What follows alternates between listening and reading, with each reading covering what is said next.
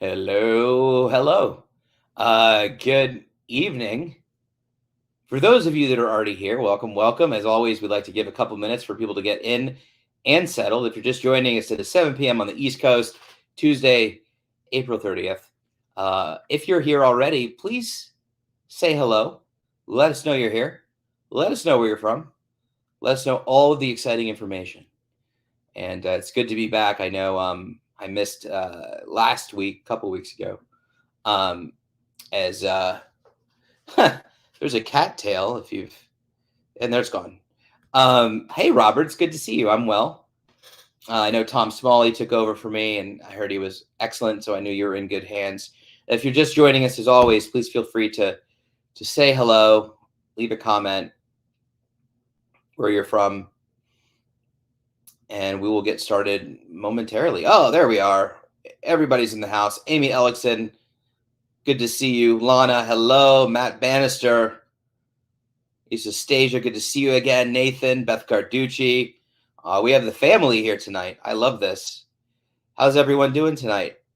And if you're just joining us, we'll give you another minute to get in and situated before we get started. Crabville, USA. Yes, you are, Beth. Although, shouldn't it be plural? Should it be Crabsville? I don't know. Hi, Sean. Good to see you. Mike Sizemore.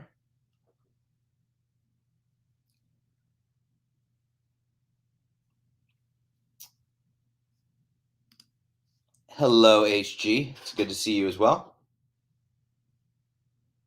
About 10 more seconds. So if you're getting here, just say hello. Let us know you're here. If not, that is okay too. Just like to know who's here. All right. So, yes, good to see everyone. I totally agree with you, Mike and Matt. It's good to see Mike, Matt, and everyone. Let's get through the housekeeping up front so we can dive into some good conversation. Michael Schramm in the house. Good to see you, Michael. I hope you're well. Yeah, thank you. I'll get to how I'm doing in a sec, Matt, for sure. So if you don't know, my name is Ethan. I'm a national advocate with the IOCDF. This community conversation, we are family, 1000%, Amy. This community conversation is intended to serve as educational content and not intended to replace therapy. For treatment-related questions, please be sure to work with your local provider or contact a local clinician. The IOCDF is not a crisis hotline. If you are in crisis or ever feeling suicidal or unsafe, please go to your local emergency room, call 911 or the 988 Suicide and Crisis Lifeline by dialing 988. Hi, Dottie. It's good to see you. As always, we want to create a safe space and be kind and respectful to everyone. At the end of the day, we're all here to support one another. And as always, this is being broadcast on several broadcast and recorded on several social media platforms. So keep that in mind as we share and support one another. With that, how's everyone doing tonight? How's everyone? Fill me in. How are you? I think it's been 3 or 4 weeks. Let me know how you are, what's going on, anything that you want to talk about out of the gate. I have some updates on myself, but as you all know, I like to talk about, oh yeah, Wyatt Earp. I love that. As you know, I much rather talk about you and how you're doing and how I can support. So please fill me in. Beth Carducci at 7:03 p.m. I want to go horseback riding and volunteer for the horse physical therapy part, helping disabled people. There'll be lots of people around, and I'm scared to be around people. Beth, you've done so amazing already with everything that you've done and accomplished, and how far you've come. I think that's a wonderful opportunity, and I think that is extremely value driven. And I think it's also okay to be scared and nervous. But I think you can ease into it. Hey, Mario, good to see you again. And thank you for joining us from Beirut. I think you can take it a step at a time and give it a little bit of thought. You can always wear a mask if you need to. But I think easing into it would be great. Plus, it's really hard to ride a crab. They're just not as fun. They don't support our weight very well. So I think horses are the better option. That's just me. But I would love that. I would love to hear how it went. I think that'd be amazing. And plus, I mean, horses are so just therapeutic. Gosh, that'd be fantastic. Yeah, definitely keep us updated and let us know how we can support. Oh, amazing. Exactly, Beth. I'm sure I bought the boots and equestrian helmet.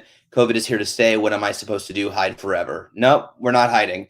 We're going to go out and live our lives in the best way we can, and we can't do anything better than help others. So I love that. Please keep us updated. Can't ride crabs. I tried to put a saddle on one, but it just didn't work out well, and I wasn't confident sitting on it. So, you know. And Amy Ellickson said it perfectly. Hiding is lonely. Indeed, it is. Matt said, I'm doing good. Thank you. OCD has been icky in parts of the past few weeks, but I'm using the tools and still reaching towards my values. Absolutely, Matt. Absolutely. Yeah, I've been challenged. Thank you, Beth. I've been challenged definitely. I don't, for those of you that were here before, I guess a month ago, maybe I was dealing with some health stuff and it kind of took a turn on the scarier side. And I got some really terrifying news. I think when I just talked to you, I'd gotten the results on an MRI, which were pretty positive, and I ended up getting a second opinion, which were not pretty positive, and then ended up seeing a surgeon, and the surgeon had absolutely terrifying things to say. Like best case scenario was the worst case scenario, and the worst case scenario was way scarier. And so I came home. And to be quite candid with you, I just fell on the floor. Just completely crying. And Katie just sat on the floor with me and kind of held me while I just kind of processed all the information. And I did okay the following day. Friday was a work day, and I kind of just got up. And then Saturday completely fell apart again, just really processing everything that they told me. And it was the day after Katie and I's birthdays. And I had been on the floor probably crying for 2 or 3 hours because, again, this stuff wasn't pretty and could have a profound impact on my life. And so we were supposed to go out for our birthdays with friends, and I was just, not going to go, forget it. I'm not in a place. I just can't do it. And so after about 2.5 hours, Katie just said, yep, I totally get it. All good. And went downstairs to call to cancel. And, I thank you guys. I really appreciate it. Went downstairs to cancel. And, I was just like, but I feel good. I feel good now. They aren't sure what's what. It's 50-50. Things are good. Things are bad. And, my values in this moment are, this is what Katie wants to do. This is important to her. This is important to me.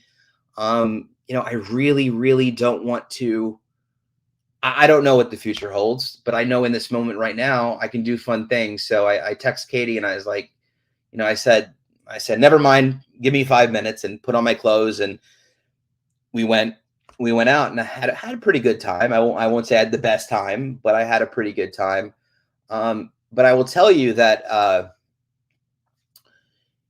acceptance commitment therapy, and I use that for this particular situation more than ERP, just because it wasn't necessarily OCD. It was more just being really scared, and bringing emotions with me. But it is powerful. And I've talked about it before and how instrumental it was in my life. And I'm sure for those of you that have engaged in it, it's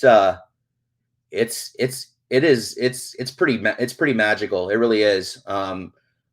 I have had times in my life, when things have popped up. I obviously have health anxiety. My biggest fear my whole life was, what if I have a tumor? And now I do.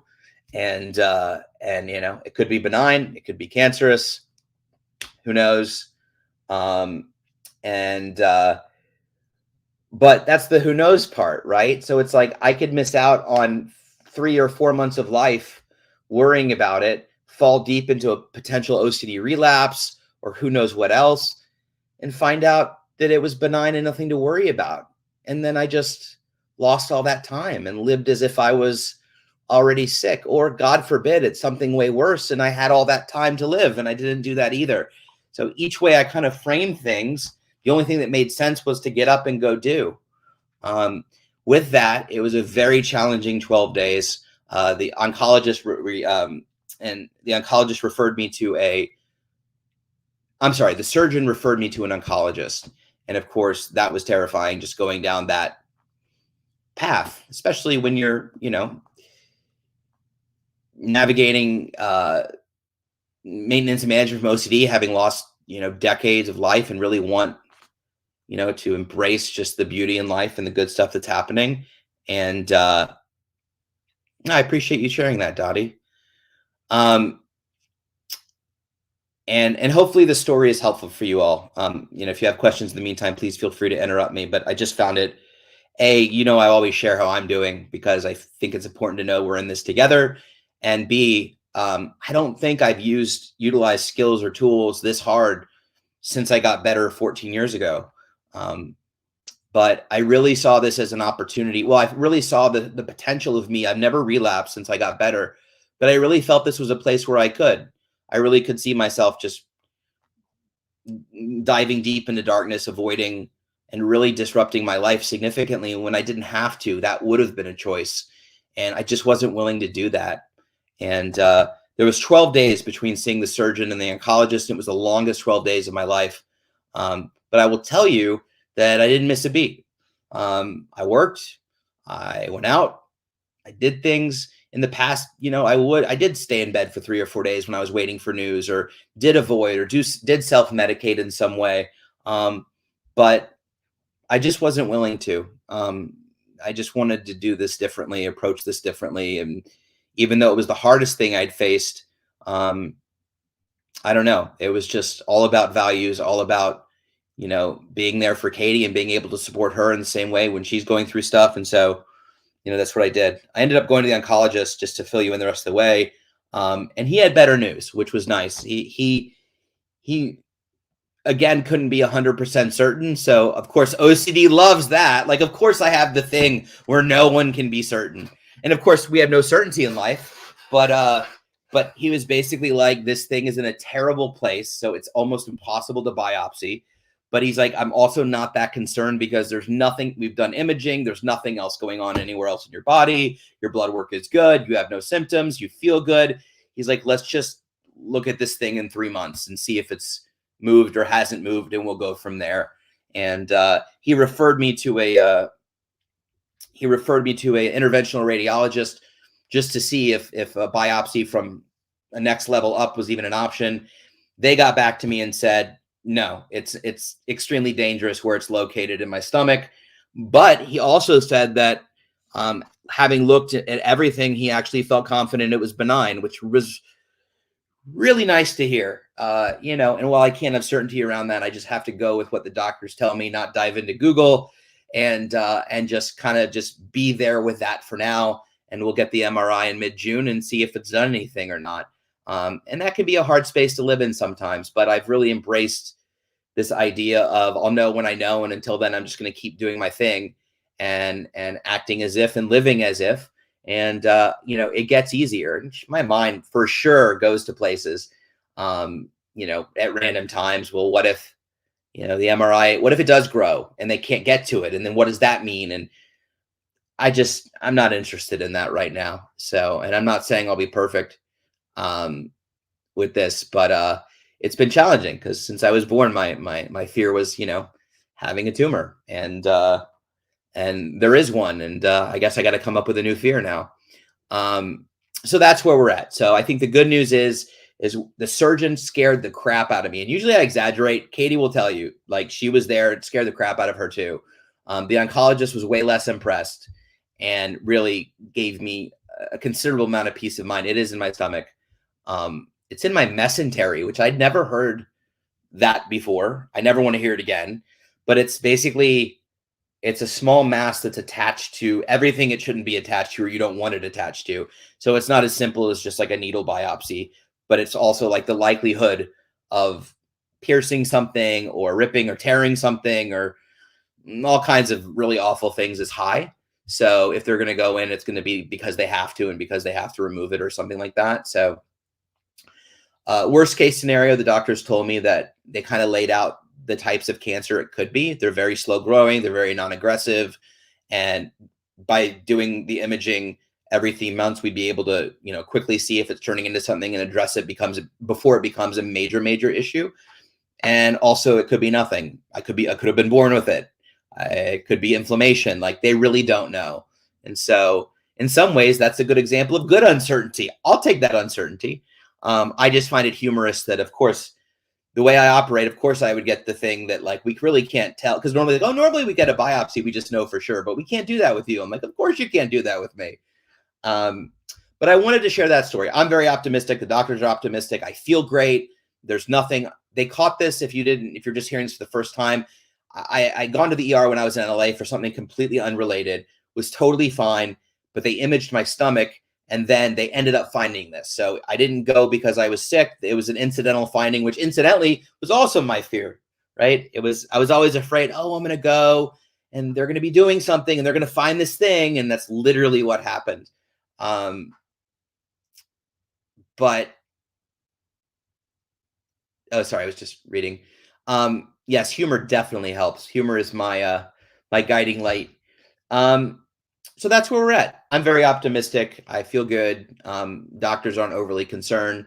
I am very, very hopeful that this thing has just been there the whole time and we haven't seen it. And I was just reading Phyllis's cancer taught me to live day by day, and it turns out I'm happier doing so. We all only have today. Cliche but true. It is. It is. And ACT teaches you the same thing. And we turn our struggles into strength, and we turn our pain into purpose. And I will tell you, because of this, regardless of how it turns out, and all prayers are accepted, but I reminded myself how strong I am. And I think that's important for all of us to remember. I think we've all gone through times in our life where we showed amazing strength, and mine was when I was getting better from OCD. But I had always wondered, did I still have that in me? Oh, I was younger then. I don't know. You talk yourself out of things. But really, like, stepping into uncertainty and living with fear and doubt and really embracing the scariest things possible and around my specific fears, and really leaning into the treatments and the things that we've learned has reminded me the level of distress that we can live, the stress tolerance, the level of distress that we can live with, and how strong we are. And it gives me a lot of hope and renewed faith in what I can do and what you can do, because we are all built the same. I truly believe that we're individuals 100%. We all have our gifts and our talents, but like all of us, are cut from the same cloth in terms of, oh, my wife's here, Katie. In terms of, our hearts, our compassion, our creativity, our intellect, and, that we're all on this OCD journey together. And so, so yeah, thank you, Melissa. It has been a weird year for sure. It hasn't been particularly fun, but I don't know. I'm doing okay. So, and all things considering, I'm healthy for not being healthy, but I'm healthy. So there you go. So that's the story. But I just wanted to share because hopefully you will see a little bit of yourself in me, and I always see a lot of myself in you. And every one of your stories and comments always inspires me. So I hope whatever you're going through in this moment, you got it, and you've got a community to support you, and we're here. And the other thing I did differently is typically I hide when I'm really struggling, and I really turned to friends and family and turned to the community and really reached out to people and talked. And I don't know if that was one of the reasons, I dealt with it better than I have in the past, but it was extremely, extremely beneficial and very, heart feeling, healing, fart. Nope, not that. Love Lana wrote, I had to go through something similar in 2017. Mine was benign too, but we didn't know until after I had open abdominal surgery, and it was all removed. Lana, I'm following in your footsteps. I am twinning with you. I've always appreciated you, so we're just taking it to the next level. But yeah, I'm sure you understand. I'm sure anybody that's been waiting for medical stuff it's a little stressful, but thank you for sharing that, Lana. I appreciate it. Beth wrote, I have health anxiety. I was always terrified of being dizzy. So of course I got vertigo. It comes and goes. I had a dizzy fear too. My whole growing up, me too. And I got vertigo, me too. So yes, I don't know if I knew that about you, but growing up as a kid, I was always afraid I was going to get dizzy, and it terrified me. Thanks for all the good vibes, Melissa. Appreciate you. I'm so sorry I'm going to miss you in LA. That's one of the reasons I'm not traveling out right now, but gosh, I hope you have a blast. I know you'll be joining with some cool people. So with you in spirit, and we'll continue to collaborate for sure. Oh, Amy wrote, I told Katie that I officially dubbed you Resilience Man, Ethan. I will take it. I will take the RM designation from Amy Ellickson any day, 100%. So with that, oh, Erica's here. Hey, Erica McCoy. It's good to see you. And thank you all for letting me share. So with that in mind, and thank you, Mario. I appreciate that. Thanks for all the love, all the prayers, all the thoughts. I really appreciate that. So with that, give me your questions. Give me your thoughts. What's going on in your life? How can I support you? Or I'll bring up some topics. But hey, Chad's in the house. Good to see you. You can be late to the party anytime. I just love that you're here, Chad.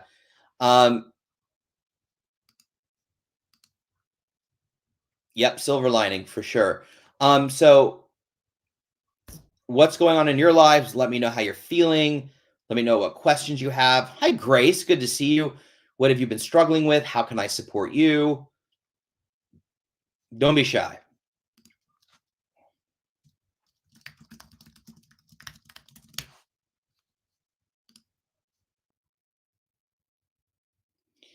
We have possibly a gorilla hail. Erica, what is gorilla hail, and where should I not move ever? I mean, I can kind of assume what gorilla hail is, but it sounds like big hail. Hail no.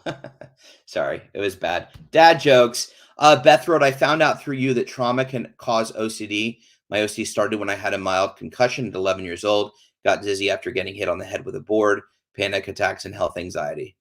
Yeah, absolutely. Yeah, so the research shows that, essentially, we have a predisposition to OCD, and there's obviously a biological component and there's an environmental component, right? So in my case, as far back as I can remember, I say I was born with it because as early as I can remember, I was having kind of obsessive thoughts and started convulsing when I could walk. So, but otherwise, when people develop it later in life, research shows that there's always was a predisposition, and it was activated in a way. Could be activated by stress, could be activated by a major milestone, puberty, going to college, getting married, having a baby, or trauma in some way. And so those are typically the ways in which OCD sort of presents itself. A lot of times, if it happens later in life, one person can look back at their life and kind of recognize that they saw patterns before where it kind of always existed, but you maybe never knew. But once you have the diagnosis and start to learn and educate yourself about what OCD is, you can start to see the patterns in the past. And really, maybe you've been dealing with a few things that weren't totally life debilitating for quite a while. Will you be speaking at the IOCDF conference, Ethan? If so, what talk? I will be talking at the IOCDF conference. More importantly, I'll be there. I wish I could tell you what talks I was speaking with. I don't know, to be honest with you. I didn't submit any of this year. I actually wanted to spend my time. Usually I'm so busy at the conference, and I really just wanted to spend my time with you and just hanging out and talking to people and supporting people where I could. I was added to 2 talks, and I do know. Old person brain. I'm doing one talk on relapse prevention, and I'm doing another talk on OCD in the media, and that's with all the advocates. We did a similar talk last year. So it'll be me, Katie, Liz McInvale, Chris Tronson, Tom Smalley, Valerie Andrews. But most importantly, I'm trying to keep my schedule kind of light this year, quite honestly, so I can just spend as much time as possible with all of you and just have conversations and support in any way that I can. Yeah, parents took me to a therapist, never diagnosed with OCD or anxiety. That was Beth's comment. Yeah, I wasn't diagnosed till I was 17. I think I saw a therapist starting at 6, and then of course I didn't find the proper treatment till 31. So I think lots of people can relate. So sorry, Beth. It's, for lack of a better word, bullshit. Erica McCoy, very large hail, Midwest Kansas City. So I've never heard the term gorilla hail, but remind me to never move to Midwest Kansas City or Kansas. No, there's a C. There's no C in Kansas. It's a little slow today. Chad wrote, working with my new psychiatrist and starting SSRIs for the first time since I was 7. Was a bit anxious as my past experience wasn't great, but I'm at week 4 and it's going well. Thank you for sharing that, Chad. The anxiety around medications is real and it's okay. I think there shouldn't be stigma around medication, and psychiatric conditions, whether it's OCD or anything else. It's medicine, and regardless of what you have or what you're going through, I think that I lost my place. I think that research has shown and doctors show it's usually the combination of therapy and meds are the most effective. But that doesn't mean that it isn't scary. I've definitely been through every SSRI. I've had all kinds of side effects. Some have worked better than others and so forth. So I'm really proud of you, Chad, for jumping on and sort of, there's a leap of faith associated with taking, right? Because you don't know how your body's going to react. But I'm so happy that you're feeling relief, that it's going well. And that's fantastic. We just keep trying to figure it out, taking a moment at a time, and know that, everybody wants the best. And we're just trying to figure out the right dosages and things like that to see what works best for you. So, Beth at 7:23 p.m. wrote, I diagnosed myself watching Oprah. She had on a guest and I could identify with what she's saying. Thank you, Boris.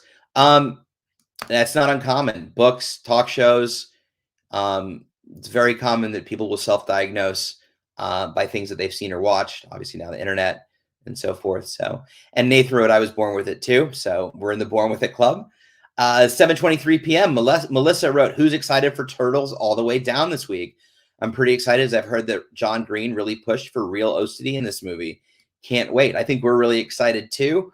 John received our Illumination Award. I don't remember what year, 2016, 2017, something like that, at the IOCDF conference. He's a friend of the IOCDFs, and I think we're really excited to see the movie as well. We should do I think I'm back either next week or the week after, but we should totally do like a review and see what everybody thought. Let's talk about it. Let's see if we think it was represented in a great way or it wasn't, but the book was great. So, Phyllis wrote, Tornado Alley is so exciting, Erica. We had about 30 tornadoes in Oklahoma over the weekend. Holy crap. All right. That's it. I'm just not moving between gorilla hail and 30 tornadoes. Well, I hope you're safe, Phyllis. And I know that can be really scary. Denise Egan Stack in the house with her hands up. I don't know if she has a question, but Denise, feel free to weigh in. It's good to see you. And apparently Katie knew what I was doing at the conference. He's doing relapse prevention and media misunderstanding. Okay. And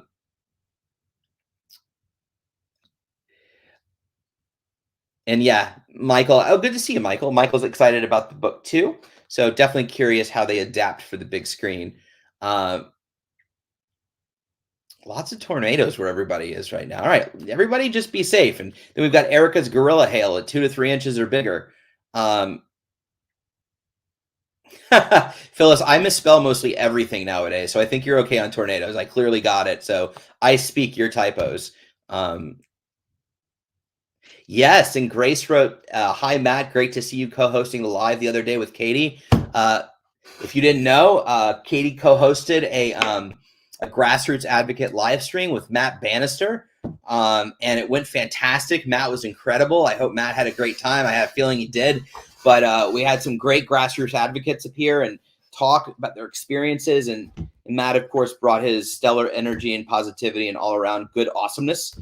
And you're fantastic. So on behalf of myself and Katie and the ICDF, Matt, thank you for stepping up and continuing to support all of us in the way that you do. It's really meaningful. We greatly, greatly appreciate you.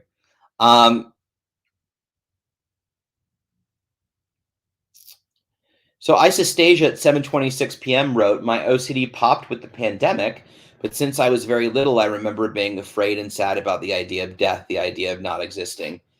Yeah, I think that makes sense. And I think that,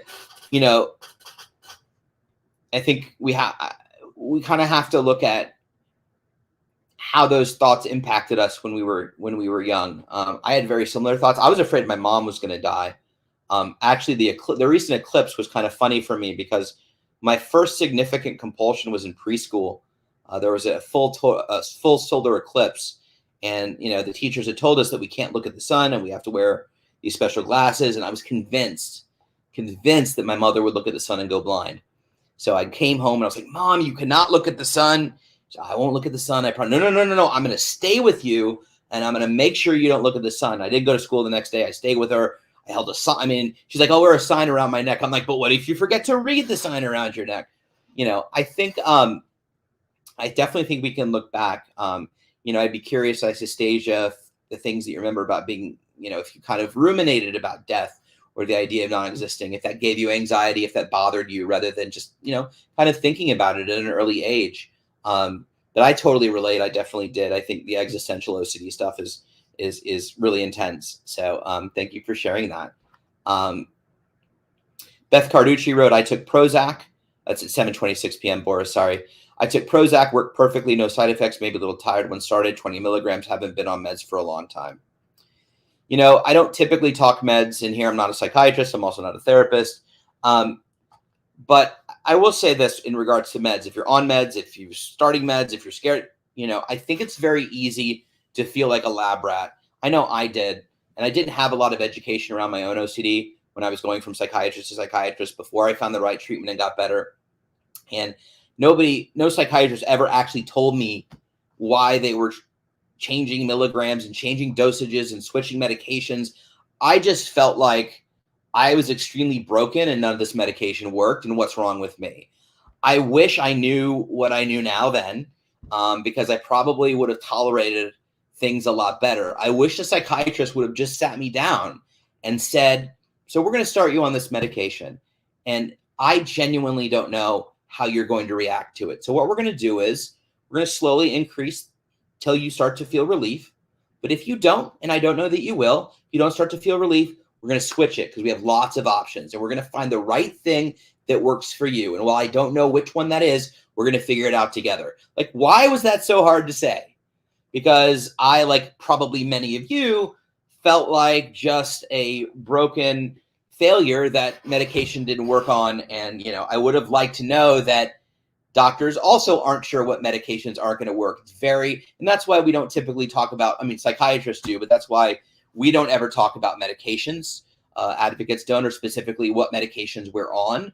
Medications are completely individual, and what works for one does not work for another. What dosage works for one may or may not work for another. Whatever cocktail or polypharmacy or polytherapy may work for one may not work for another. So it's really an individual process and journey. But I do wish that, people and doctors really kind of explained the methodology behind why they did things, because, I've talked to so many people that felt the way I did. I didn't understand why they were upping it. I thought they were just guessing, to be honest with you. I didn't know they were actually putting, it makes sense. They're doctors, but even so, there's some crappy doctors out there. So I just wish they would have explained something. And then perhaps I would have felt a little better about myself instead of feeling like I somehow failed medicine, when in fact, medicine failed us, right?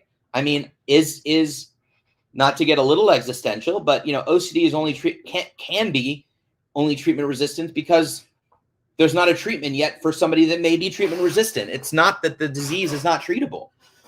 There just has to be more solutions and more answers and more research and more options. So if you're feeling upset, if you're feeling frustrated, if you're feeling like you're struggling, just keep in mind that science has to catch up. It's not you. And we'll do the best we can with what we have. And doctors are working.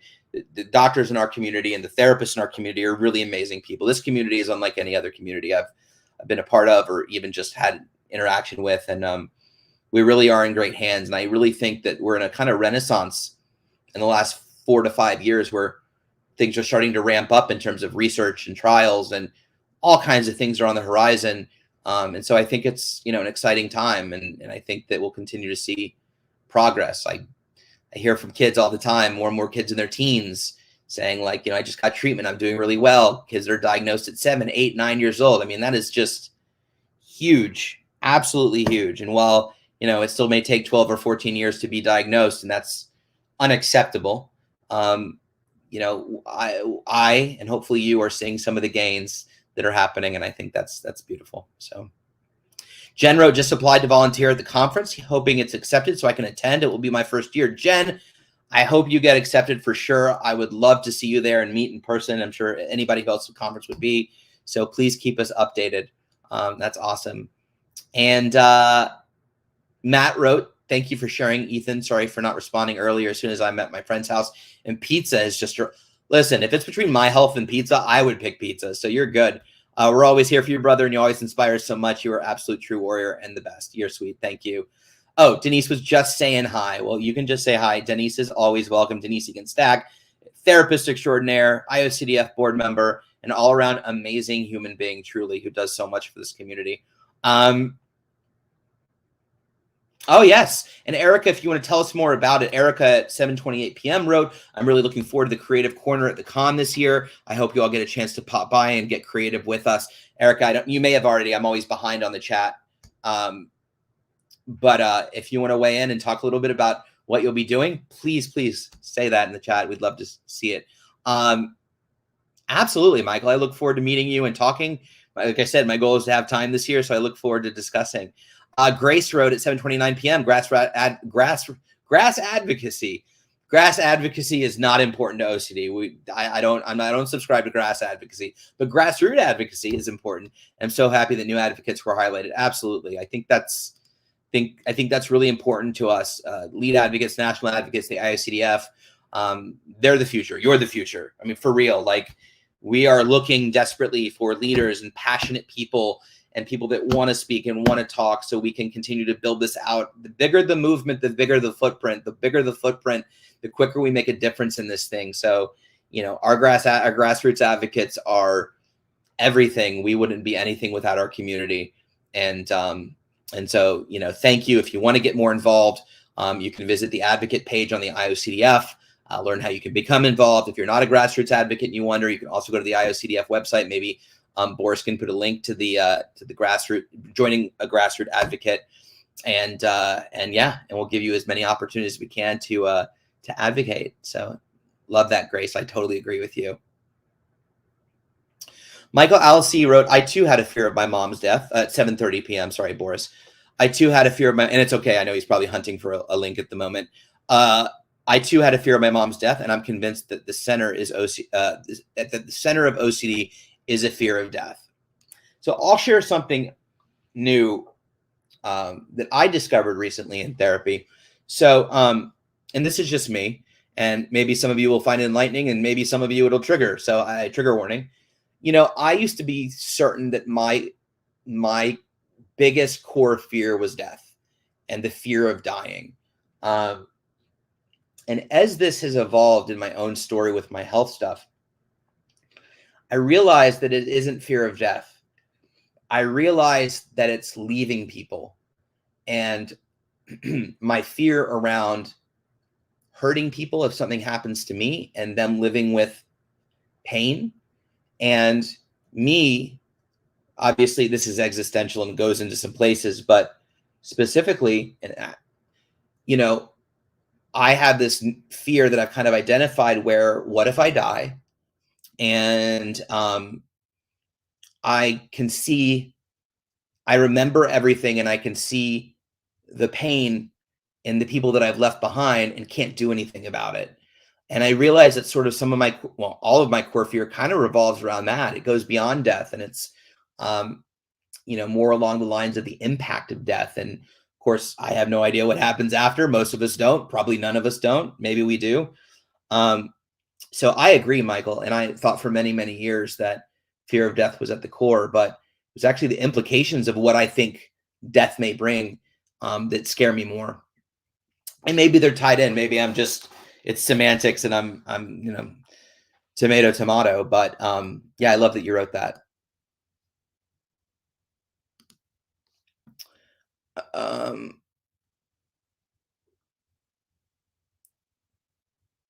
Erica wrote, I love that our grassroots advocates are getting a chance to share all that they do for our community. Literally couldn't do it without all of you. Absolutely, Erica. 1000%. Thank you. Melissa wrote, I enjoyed the Grassroots Advocate IG Live. It was nice to see new faces and hear their experience. And Matt, you did awesome. Absolutely. And, we'll give out, and Katie and I, Katie, has spearheaded it. She's amazing. But we'd love to do it again. I think it's really important, and be able to highlight and showcase and feature so many of you. So send us emails, send the ICDF emails, let them know that you're interested. We bring it up too. And, perfect. Thank you. If you are interested in becoming a grassroots advocate, there is the link right there, or the graphic right there. And you can click there.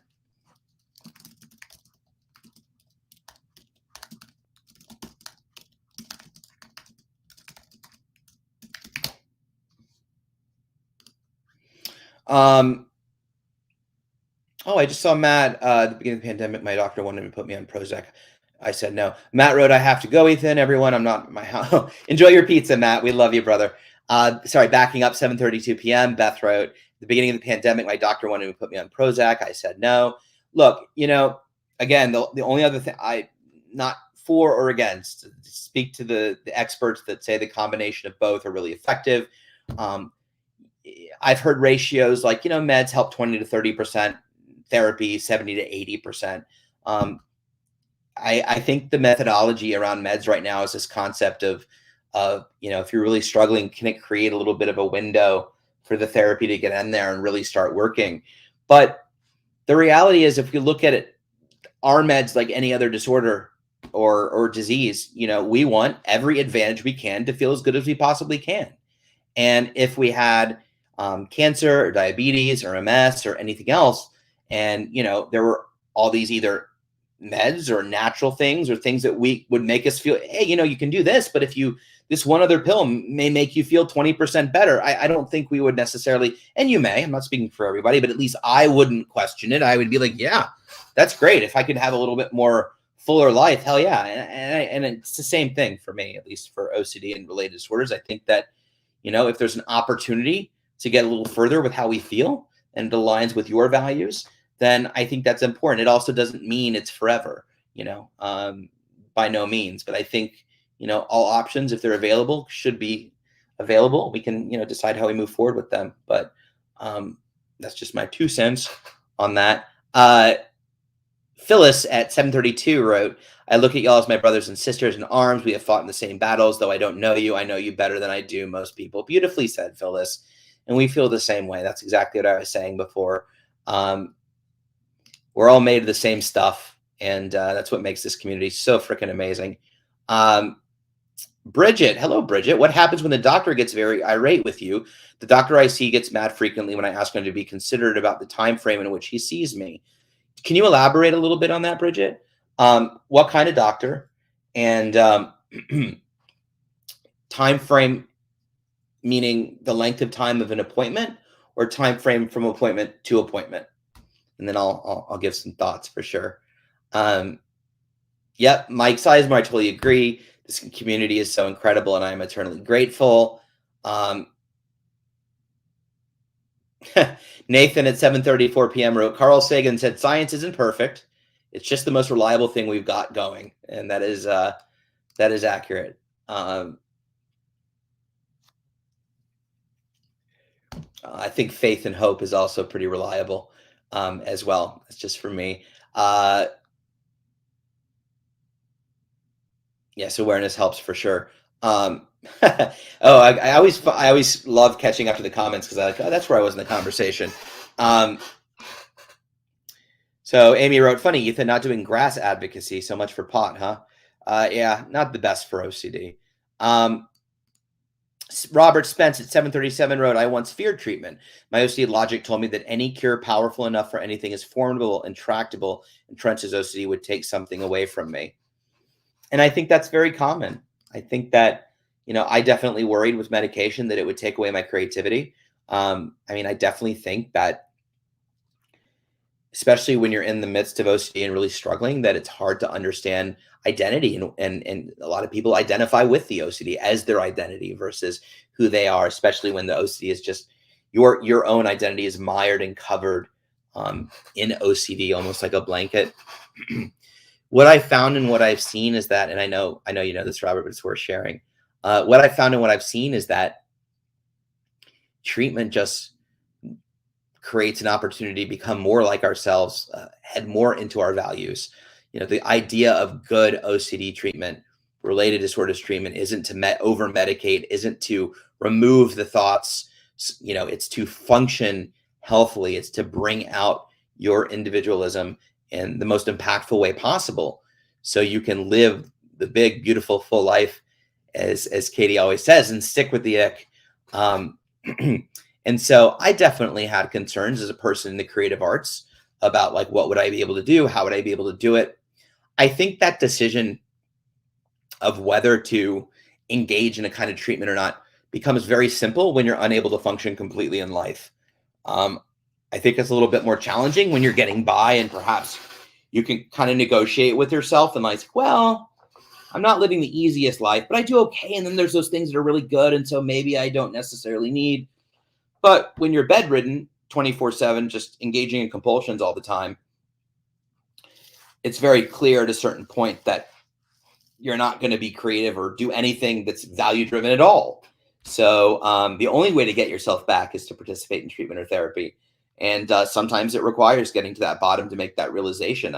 I like to share my story because I would like to hope that is not your bottom. I would like to hope that people, if OCD is interfering in your life in some way, that it's never too soon to try and stop. It can be very malignant. So try just put a nail in it right away and move forward very quickly. But I think Robert and I think some other disorders as well would carry that fear along with it. But I think OCD has a much higher chance of taking away your ability to be who you are than the treatment itself, and I think that's important to keep in mind.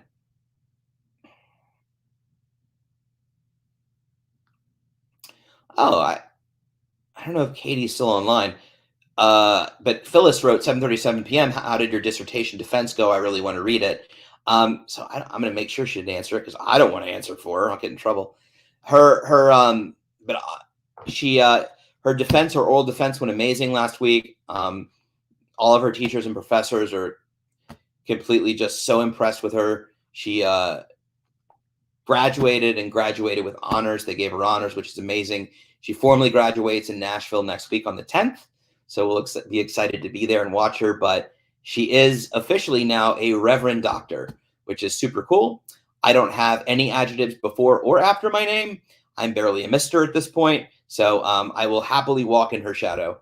But yeah, congratulations to Katie for becoming a Reverend Doctor. She's amazing.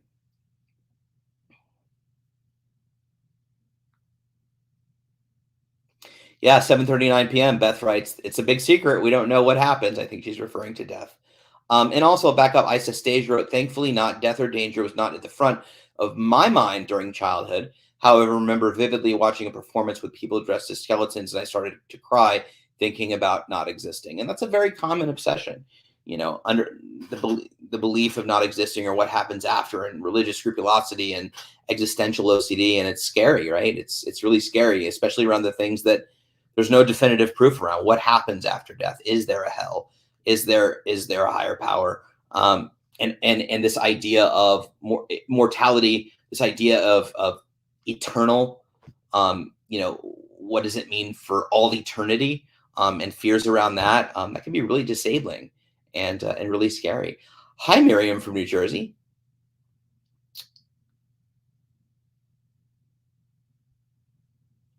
And HG, I love that you'd like to get more involved with advocacy. We have some great advocacy panels, some great advocacy live streams that are already recorded in threads. Of course, you can always email us at the IOCDF. I think grassroots advocates and just signing up for is a great way to start if you haven't already. There's no requirements of anything to do. You'll just start getting emails and information of opportunities to engage. Thank you, Boris. But I think some general just information is I always like to tell people start with what you're passionate about. You know, um, what are you passionate about in life? What are you passionate about around OCD? Is it how it manifests in your life? Is it about children? Is it about not subtypes or symptoms? I just mean beyond subtypes or symptoms. What are you passionate about? Diversity, ethnicity, faith, um, live programming, social media. There really is an infinite amount of ways you can advocate, and it's important to note that advocacy doesn't look like this. I think that too easily people assume that advocacy, you're an advocate if you do live streams or if you write blogs or if you have a giant social media account. And I always say, if you're in this room right now and you're commenting, then you are an advocate. If you've shared your story with one person, you are an advocate. There are a gazillion ways to advocate. They don't have to be on a national level. They don't have to be on a regional level. It can be literally you talking to a neighbor's friend, or you going to your child's school and educating the teachers or the counselors on OCD. Advocacy can look like many, many different things. And honestly, some of my favorite advocacy is just talking one-on-one with people, sharing stories. I learned so much in those conversations. And I hope that others do the same. So, but start thinking about what you're passionate about, what turns you on, in regards to your own life and how that might integrate. Erica is a great example. Erica is an artist. She loves creativity. So, she's doing the creativity group at the con. She does Rock Your Values. She does all kinds of really neat creative things. So, kind of what are you passionate about, and how can you combine that with aspects of OCD, related disorders, and the IOCDF? How can you combine all that stuff to sort of create something that you would feel really excited about? Sean McCartney, 7:40 p.m. Are you related to Paul? You never heard that. Sorry. I'm doing my first talk at the conference this year, both extremely excited and nervous. Any tips? Yes. Just be you. Be your awesome self. I think that everybody is there to learn, to understand, to find community, to advocate, to learn from everyone's experiences. There's no right or wrong way to speak at the conference. I think your authenticity and what you bring is all that anyone's looking for and all anybody wants. So I think I'm so glad you're excited. Being nervous is totally okay too. There are many people that are with you, and I think that just coming with yourself, whatever topic you're speaking on, whatever role you're playing within your panel, or if you're doing a support group, just bring your authentic self to it, and that's all anybody can ask for. And I think that's exactly what people want. Suba at 7:40 p.m. wrote, always the fear of OCD. I can't do this homework, and sitting with the homework for hours together. Still frustrated and can't do it. The core fear always putting me down. Yeah, school is so challenging with OCD and can impact so many aspects of school and school work. And I think, and that idea of sitting with that core fear and being willing to make mistakes or do it wrong or to have a typo. I mean, Phyllis can't spell tornado. It's okay. We accept her. And so, we're having to rewrite a word or erase a word over and over again, or write a word a certain amount of times. I think that sitting with the discomfort and the fears is really, really challenging. But the only way is through. Unfortunately, can't get around the fire, over the fire, under the fire. We kind of got to go through the fire to get to the other side of OCD. Of course, that being said, it isn't about willing yourself to do that. It's about having, accessible, proper treatment, effective care. And, I would never have any expectations of anyone to be able to overcome OCD without the skills and tools. Now, there's lots of ways to get those skills and tools, whether it's with a clinician or books, support groups, things like that. But, I think it's very hard to navigate without having understanding about OCD and the skills and tools it takes to move past it and overcome. Which is why, it's just so important to continue to advocate and make sure that there's affordable, effective, accessible treatment for as many people as we can, because this disorder is really treatable. But we are well aware that not everybody has access to it. It's expensive. There's so many barriers to treatment. And I always want to be so respectful and humble of when I speak. It's like, oh, just, get with a therapist and get better. I know it's not that simple.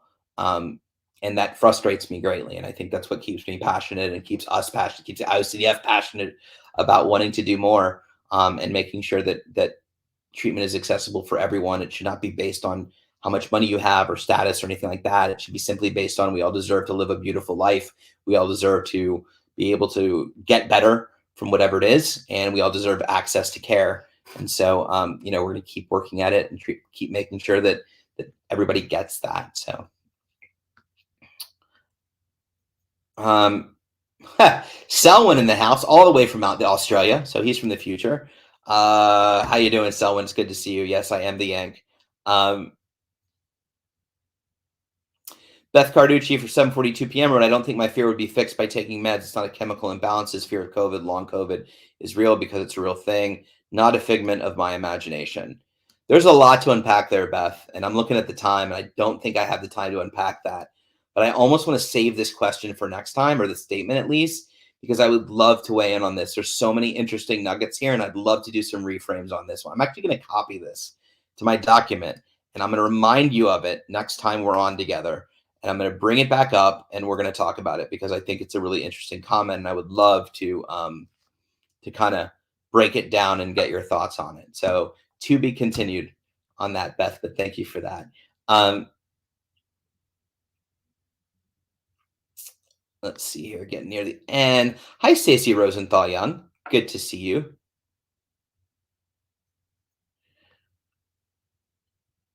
Beth Carducci said we're going to be together again tomorrow night with Dr. McGrath. It's funny when we do the back-to-back videos, 2 days of therapy. Love it. I love that too. Also, I mean, I usually say this at the end, but also there's an Ask the Experts tomorrow, unless that's the one you're talking about, but I don't know if Patrick's on that. But there's Ask the Experts tomorrow at 12 p.m. Eastern with Dr. Liz and Chris. They're talking OCD and anxiety treatments for adolescents.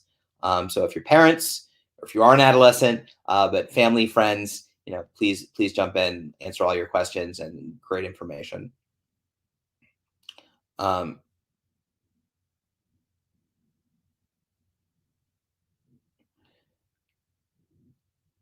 see. Oh, he's on YouTube at 8 p.m. Okay, so there's something. Erica. So I said I wanted Erica to write a little bit about her creativity. So Creative Corner, which will be at the IOCDF, thank you, Boris, is an immersive space dedicated to the vibrant OCD community, offering a platform to unleash the transformative power of creative expression, special creative sessions, and more.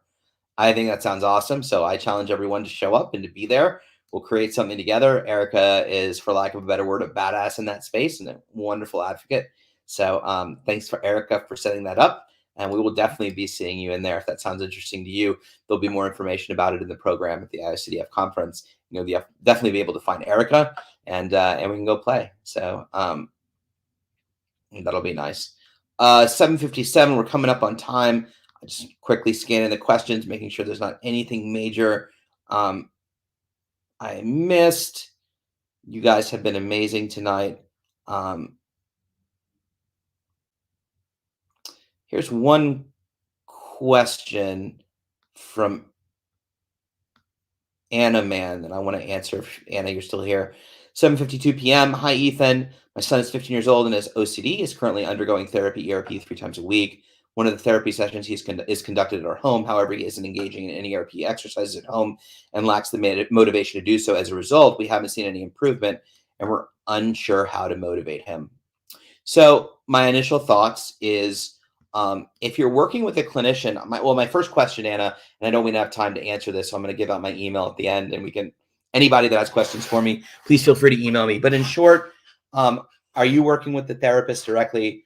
I think there's lots of things that they can do to encourage and motivate, especially when you're under 18. You have an advantage. You as parents have an advantage to be able to kind of, at the same time, it's challenging because it's not like you can just start removing things from their life because they're an adult. So it's not that I'm suggesting it easy, but there's some really good resources on some really good systematic approaches that you can take to encourage and motivate, help your son identify his values in a way that he may not seem overtly like therapy. So, first question is, are you working regularly with your therapist? Second of all, what are they doing? And third of all, if you're not seeing gains, and I'm not suggesting, I don't know who your therapist is. I'm not saying yay or nay, but, if they're not making gains, are there other avenues we can try to perhaps work with somebody who specializes in adolescence? There's also some really good, if you email me, I'll send you some links. We did some really good live streams about adolescents, how to encourage, some really great clinicians. So there's some fantastic resources on the IOCDF YouTube, Facebook page in the videos section. Just kind of scroll through and look for adolescents and teenagers and things like that. But I'll give my email out at the end and we can continue the discussion there. I'm happy to support in any way that I can. Excuse me. So with all of that, we're just coming up on 8 o'clock. Excuse me. I have a frog in my throat. I want to thank, Lisa Coyne's in the house. Hi, Lisa. It's good to see you. I haven't seen Lisa in a minute. And thank you, Robert. I appreciate that. So for all of you, thank you so much for being here. Thank you for advocating. Thank you for supporting one another, for supporting me. Thank you for letting me share. You guys are all badasses and an integral part of this community, and we can't thank you enough for being here. I know I do. Beth, I've saved your comment. We'll be talking about it next time. As always, I want to thank the IOCDF and Boris behind the scenes Again, tomorrow, May 1st, Ask the Experts with Dr. Liz and Chris at 12 p.m. Eastern. OCD and anxiety treatment for adolescents. Anna, I literally just said that. And I completely forgot. So I would go to the 12 p.m. tomorrow Eastern with Dr. Liz and Chris. They'll be answering questions. I don't know who their guests are tomorrow, but try to get some of your. I would copy and paste the question here if you still have it, and re-put it in the thread there. There's also, if you go to the live stream, sometimes you could pre-submit a question, especially for their streams. I might suggest checking that out.